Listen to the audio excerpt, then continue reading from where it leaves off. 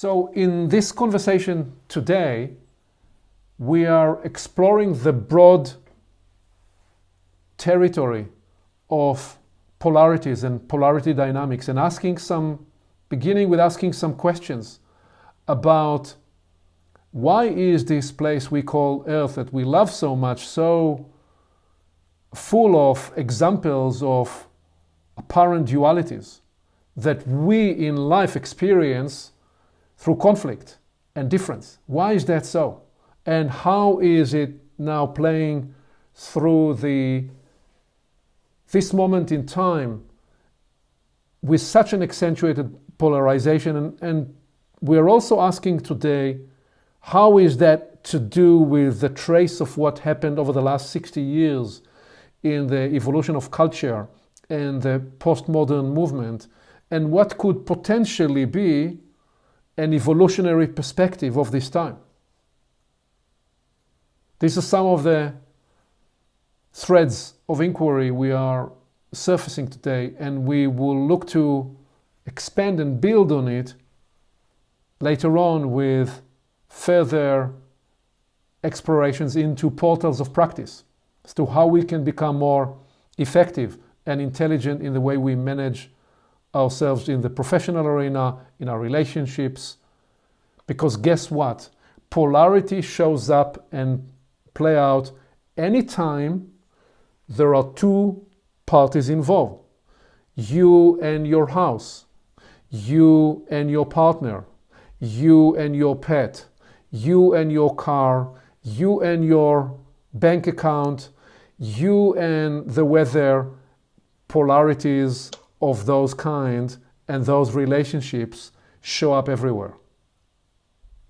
And unless we are wiser about why they are so central to our life and how we can manage them more effectively, we mostly respond through fear, through pain, through upset, through being triggered into frustration.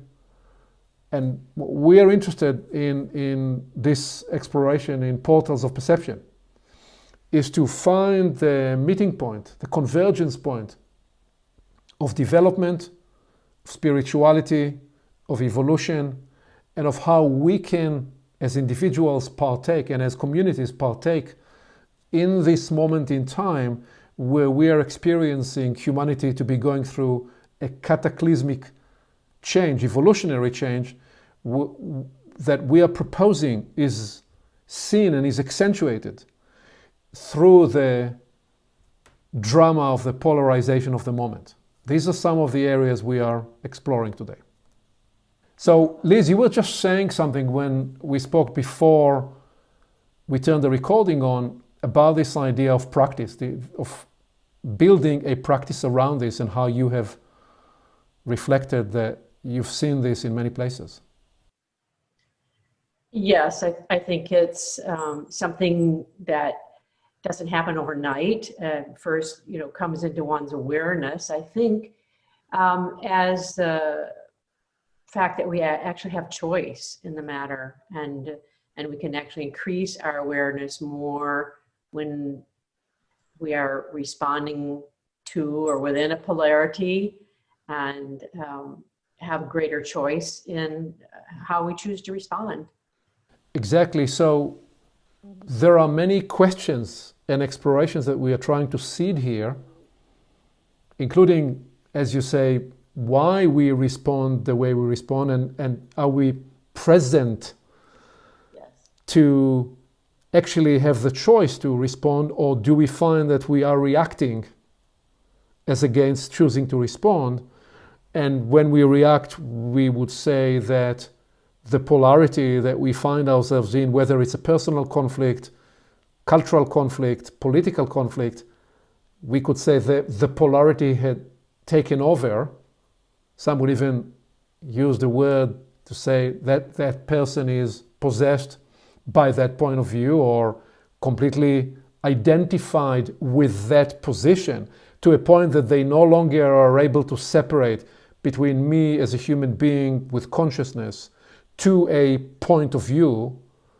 They appear to be one and the same. If that's the case, we would say that a person is completely taken over by the polarity, by the polarization expressed through that polarity.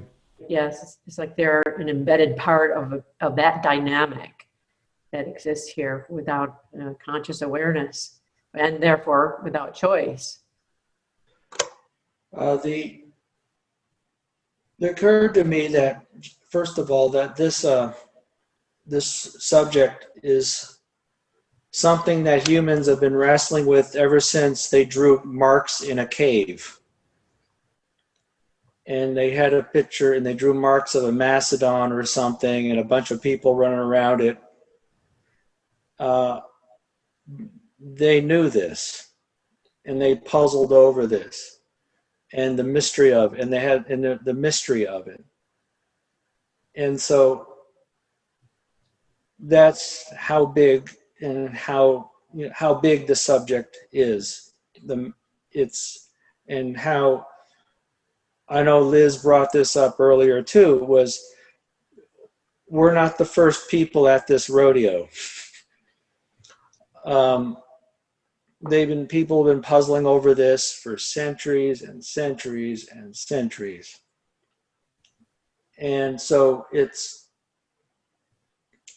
important to take that into account, that there was something going on before I entered the room, was going on in that room. So I asked, but the question again is, why does the dualism, apparent dualism, because I think that's very critical, what is it for? Yeah. So the question you're framing is this an inherent, implicit part of the structural principle, the constitutional arrangement of this universe and inside it of this planet Earth? Or is this the idea of duality and polarity? Is this something that appeared in the first place when consciousness appeared a little later in the evolutionary process? And then there was this experience of I'm being conscious, and before or a minute later I'm not conscious, and right there you've had a duality. And then of course I am being conscious of my consciousness, aware of my awareness. So you're saying that in itself is a legitimate inquiry.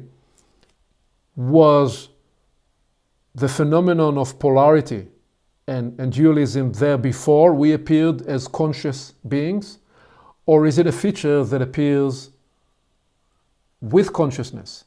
And one can even say, does it matter if it was there before? The fact of the matter, it is here now, and it is very central. Because in the way you paint it,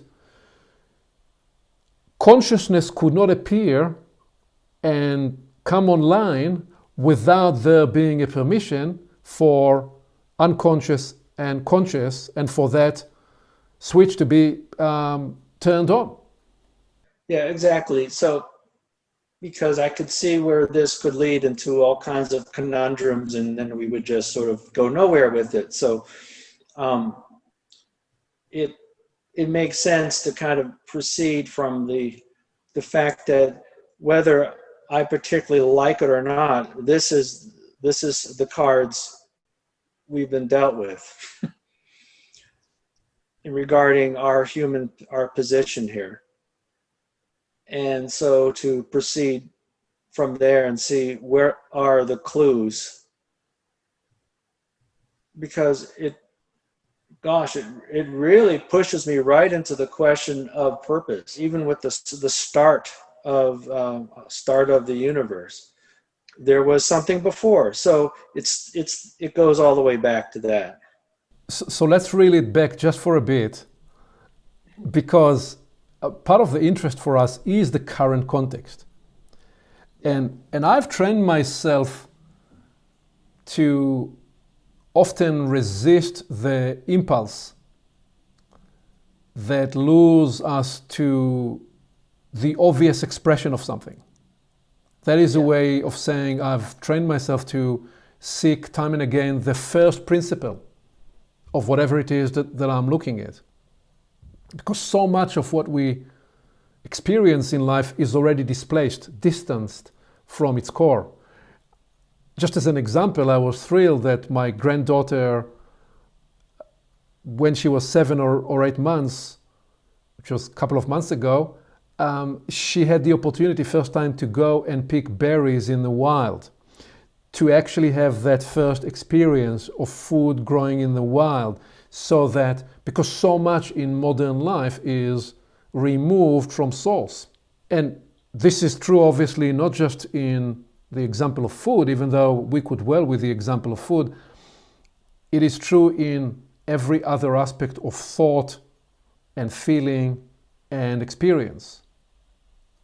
But the strange thing is, in this case, it is tempting to actually address first the obvious thing, even though I'm trying to resist addressing first the obvious thing, and recognize that we are living in a time that's so highly polarized, and wonder why that is so, and what is at the root of that, this moment of craziness in the evolution of humanity, in the story of the evolution of culture.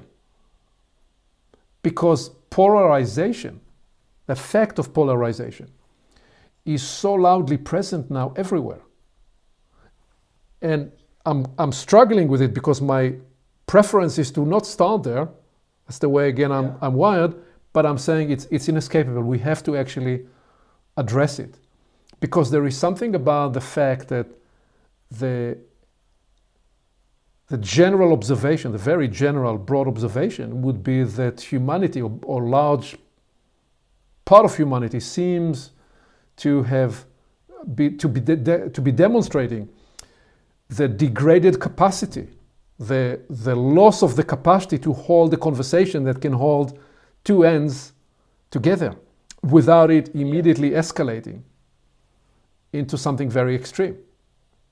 You see this in social media, you see this in the phenomenon of how people are able to live inside their own bubble, their own echo chamber, only get the validation of their own particular view, and get not just the validation, but be fed through the algorithms of social media by the most extreme point of view of the view that they favor. And this has now escalated to the woke culture that developed this expression of cancel. Cancel culture says, we don't like your view, we're going to cancel you. If you're a public person and you are speaking somewhere, we're going to make sure that you're never going to be invited to speak. That's an extreme expression of polarization. And you could say that in some way it represents biblical time stoning, which used to be the way of punishment in the ancient world, being brought up to date into postmodern internet age, where if we don't like your view, not only if we don't like your view today, if we don't like something you said 15 years ago, if you're a public person, you're going to be cancelled today for something you said 15 years ago. That is the moment in time when we are having this conversation.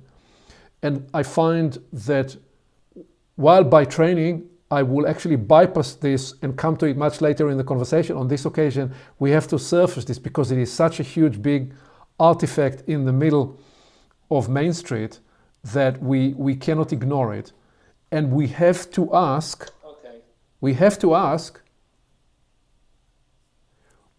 why is this so? What does this mean? What is this revealing? And so I'd like to just give you a chance to react to some of those thoughts and then circle back to the broader inquiry of why is this place so filled with duality. So that is the first principal question, but I actually hot-wired it and brought it for this moment in time, because otherwise our conversation is almost too abstract, devoid of the urgent call of this moment, the clarion call, the urgent crisis that we are facing, which is part of the context of why we are saying we need to inquire in a deeper way to why is this central to this place called Earth, and then how do we develop the software to manage it in a wiser way. But I said a lot here. Let me just give you the space to say whatever you want to say about that. Well, what occurs to me is that it's, first of all, an awareness that this is at play today, for sure. And I think you definitely brought that in as in an extreme. But in my mind, it's kind of difficult to figure out what actually is going on there and why is it the case at this moment in time without actually looking at, say, first principle aspects of this duality, which is to do with the fact that nothing would happen here if in this place called Earth if we didn't have this duality. That it actually, it's the instigator of movement and change, and what I like to refer to as love makes the world go round. It's this duality that causes, it's like an engine for change and can allow a level evolution. But as we spoke earlier, it can be a virtue and it can be a liability, and I think that it depends on us.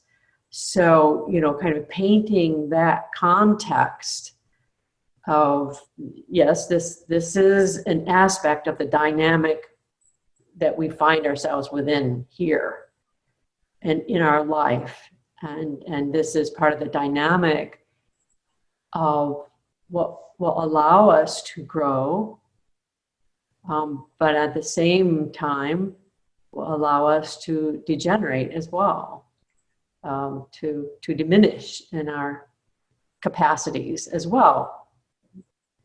Again, bringing in the dependency on our conscious awareness, what we're actually aware of and understand within this dynamic. But that's definitely a place to start. So if you take what Don said earlier, which is that consciousness,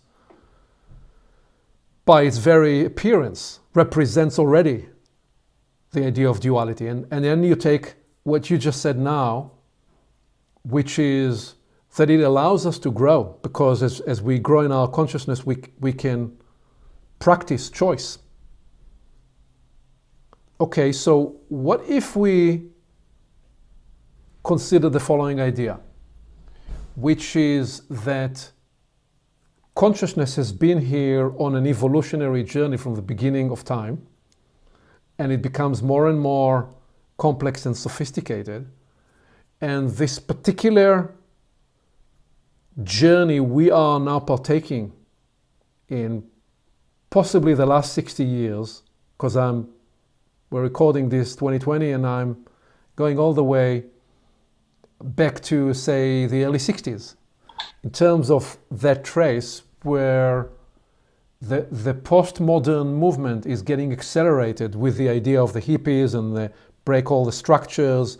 And what if we asked ourselves, what could the evolutionary purpose of that last 60 year represent? What are some of the main traces of that? Because what we've seen, the pathology of postmodernity, is I can set out my own rules, and I can decide for myself, and you can decide for yourself what is true. Truth become completely a byproduct of a socially constructed universe, by which we mean how I perceive and believe the world to be. If our tribe doesn't like you, we will cancel you out of the broader space.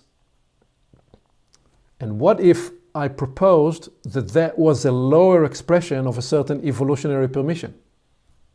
Right. And that the bigger story of the last 60 years essentially was a transition into individuated universal life. That what we have seen as the tectonic shift and the struggle of the last 60 years is an effort to come to what people would recognize in the idea of my truth, your truth, but that is a very personalized expression of a bigger idea, which is we all can be released into being individuated into universal life. If you like, the journey from that began with an earlier version of Homo sapiens into sapient sapiens, on a journey to what you may one day call Homo universalis. In the idea that you embrace yourself as a greater universal potential. I don't mean it in the way it was used by Leibniz and others in history. I mean that in the idea of seeing that we, each human, we are a portal to the greater cosmos. And we are a fractal of the whole. And so the way we practice consciousness becomes, through our own living experience, becomes the way we contribute to the whole. And that if that evolution to be fully unleashed and realized, that the law of apparent opposites will come into play in this, and is coming into play in this, by what we call the law of antithesis. The law of antithesis says that for a thesis to be fully realized, there must be also the manifestation of its antithesis.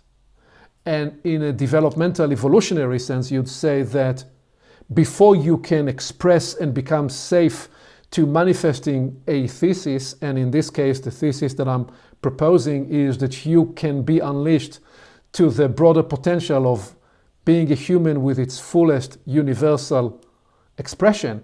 Before you can realize that potential, you need to develop the safety mechanism by processing through the antithesis. And I'm proposing that the human race is now potentially going through that regressive cycle, discovering all the bugs in the system of becoming individuated into universal life, thereby experiencing this chaotic turbulence of nobody able to hear what the other person is saying, because we are discovering this greater power that the internet gave us. Okay, we are doing this in North America. A couple of decades ago, you had mostly few channels. Now everybody has their own channel, so everybody is shouting very loud. Now we are like toddlers that were given the power to scream and shout all day long, and we didn't yet develop the maturation to actually be able to listen and hear each other. And I propose that the crisis of this moment is actually this very idea of how will we learn as a collective, as a humanity, to process through this, to become safe to the greater potential that the universe is trying to, is bringing online, that we are bringing online through the evolutionary process. That is the evolutionary context that I would propose as a starter consideration and contemplation to investigate and get back to the foundational question about why this place we call Earth is so full of dualities. But I felt I needed to put that evolutionary framing before, so we have some scaffoldings around us for this context in time, because what we are trying to, in Portals of Perception, do is do more than explore philosophically. We are interested in the philosophical, in the spiritual, in the developmental exploration in the context of this time, of why is this strange, fantastic, scary, bewildering moment in time is unfolding in the way it does. I think one step in that is, you brought it up a few times, and that is that we are individual and that we are responsible for ourselves. And it was meant that way, and the logic of it is, if I drop a bowling ball on my foot, your foot doesn't hurt. I have dropped the bowling ball on my foot and it does hurt. But I noticed nobody else around me was jumping up and down. Now, they might be sympathetic to the experience because we share pain. Everybody understands what pain is. But the fact is, it's my foot that's hurting because of the bowling ball. So that says that fundamentally, would need to take responsibility for what I issue, what I react to, what I think, what I feel. So if you drop that ball on your foot and you're hurting, I'm not hurting, you are saying this is a proof point that you are a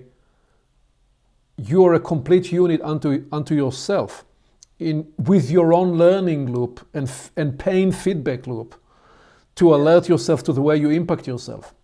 You could then also say that that's one fractal of the system, but then that you are also expanding to the greater environment, because when you then do other things, when you light fire in your backyard and the smoke of that fire comes to my window, in this case, I get impacted.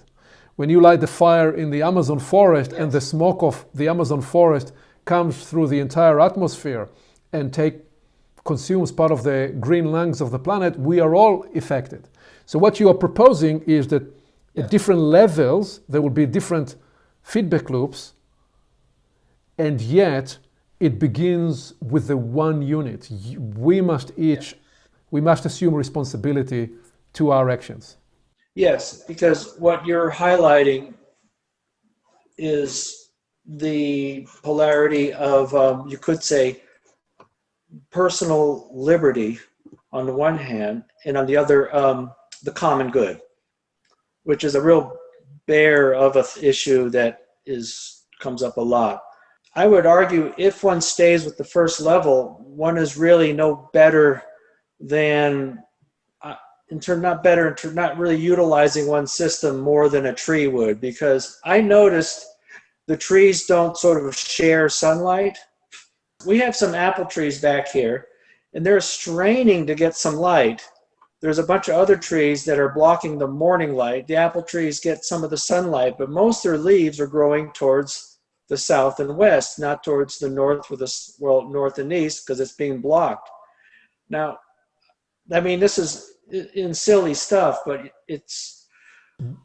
Before you proceed there, Yeah. because I now want you to help me. Because we just covered the complex stuff on the front end, but I now want us to enter this inquiry of how would we explain this? What would we say to a 9-year-old or to a 12-year-old? Mind you, 9-year-olds and 12-year-olds today are very sophisticated, very smart. But what would you say when the question was presented, which is, why is this place we call Earth so full of dualities that present themselves as apparent opposites? Yeah, well, imagine there is a state where it's not even saying the word state implies a dualism, but let's say there's some kind of state where there's no beginning, no end, no movement, no learning, no experience.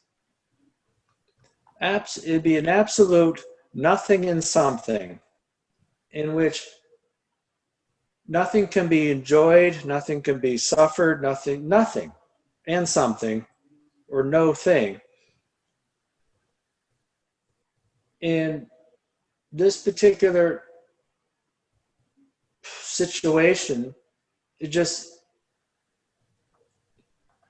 is stuck. It's arrested. Stuck. It's arrested. You're asserting that if Earth and if the universe was some kind of a homogeneous soup of sameness, it would forever be inert, and that differentiation is an implicit prerequisite condition for life to appear. Yes. There would be no enjoyment of brownies and milk. So then whether you took it as an evolutionary point of view or a theological point of view, if this universe has a purpose, has a teleology of wanting to facilitate the appearance of life, and then life has the needful trajectory to give rise to consciousness so that life can become conscious of itself, all of that to begin with must first enjoy differentiation, must first enjoy the first duality, the first apparent opposites of day and night, and dark and light, and sleep and awake, and alive and dead. And because without that, nothing begins and nothing ends. So let me ask you the next question. What is the difference between a polarity dynamic playing you to you playing the polarity? And we addressed it a little bit earlier, but I know, Don, you had some thoughts about this earlier before we turned the recording on. I had an associate, older man. I was over at their house. They were, I was fixing something, whatever, and we're sitting there in the living room. And this man likes to get one's goat. You know the expression? He likes to see if he can get you to react emotionally about something, preferably angry or upset. That's just the way he was wired. He passed away some years ago. And so he said something to me and in hopes to get me upset. And I said to him, Gene, if you want me to jump on that hook, you got to put some better bait on it. This is true story. That's what I said to him. I said, this fish is not going to jump on that one. Well, his wife started laughing, cracking up, and he's like, darn it. So that was an example of someone trying to use a polarity term or it's a dynamic. And I used another one to navigate out of it which is by using humor. You first practiced awareness, and you've given yourself that extra space, few seconds, of being present in the dialogue and also seeing the dialogue and what he's doing from above, not just from yourself or from the side. And is to recognize he was trying to, in this case, activate a polarity. And by the way, this is an example because there are many people are nourished by the energy of conflict, and they are nourished by playing you into a polarity. It's a particular energy that get many people excited and energized, and you were not dancing to his music. What are some of the felt and experienced natures when the polarity plays a person out? Because, like, for example, one of the first ways to answer this question is fear is an obvious example. When people respond to fear and the fear runs their response or their operating system, in other words, a fear-based operating system is a polarity running the person rather than person saying, okay, there is something here, I can be curious about it, I can choose to respond through fear, or I can choose to not actually react from a place of fear. Let's go back to the tree thing. If a tree doesn't get light, it's going to die. That sapling is not going to make it. So in nature, it is in a sense, a zero-sum game. So when you're dealing in a polarity, you're dealing in a zero-sum game. If there's 100 units, it's only going to be to one side or the other. It's going to get the rest. The rest is going to starve to death or be annihilated. Everything's at stake. So the point you're making is that when we look at the natural worlds, we see that polarity is the way of life. A tree either gets the light, or any creature, any live organism will either find its nourishment and food and nourishment to live, or it will die. We're interested in our human case, in the human experience, as to what's the difference between a scenario when the polarity plays you to you playing the polarity. And I'm proposing that one of the expressions that will be immediately evident is this idea of fear-based reaction, anger, confusion, frustration, pain, bewilderment. Those are some of the byproducts of the expressions of the felt experience of when we become one with whatever side of the polarity, and we are no longer a conscious being. We are almost, you could say, a robotic entity played by a system that has been polarized. Yes, because the annihilation comes because we lost our consciousness at that point. I was telling you about, have you ever seen a dog fight? And particularly a domesticated dog fight. So there's not like these are wild dogs. These are your neighbor's dogs. You know, one's named Rover and the other one's named Fluffy. So they even have names. So this kind of fight is not play. This fight, they are in a kill or be killed scenario. And they're completely moved away from their domestication circuitries. They don't know you. If you go in there and you try to break them up, you're going to get bit. And what do you do to stop them? Well, the best method is to get a garden hose and just start hosing them down. And it shocks them both. And it shocks them out of that kill or be killed. Well, what it does is, by the way you're describing it, it flips the switch in their circuitry from being an early stage wild dog type behavior to now it re-engages them in the domesticated dog circuitry. And I think the point you're making is that the way we see people deal with each other, we always have a risk in any situation that if we are activated by a polarity, we can also travel down the evolutionary line to being not the, I wouldn't use the word domesticated, but the evolved, sophisticated, conscious beings that we can be. And we see this in the political arena. You see so much is now decided by identification. So if you're a Republican, you hate everybody that's a Democrat. I'm obviously making a generalism, but if you're a liberal, then conservatives are the enemy of the state. And if you're a conservative, liberals are the enemy of the state. But the reality is you actually need, and this is where I would want to take back the words conservative and liberal from the political arena into this idea of life, because there are parts of us that are liberal in the sense of exploring the range of what we can do and feel and the beauty we can enjoy and so on.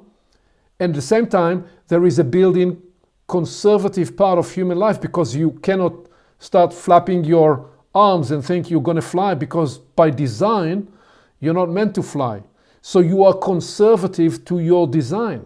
So human life is both conservative and liberal. These are two expressions of the natural arising of human life and its capacity. But the two natures were taken out into the political arena and are fighting each other instead of like two hands that like to work together. And when you play your mandolin or guitar, the two hands are working together. But what we are seeing in humanity is mostly the two hands are not working together, they are fighting each other. So I think what we have done today is we've been exploring the broad territory of why Yeah. polarity dynamics is so central to life and the planetary theater, and some of the way it is accentuated in the culture wars and the polarization of the moment. And so what we intend to do on next explorations is to get deeper into some of the practices, the practical responses and the moves you can generate to address the challenges of facing a polarity in a variety of situations.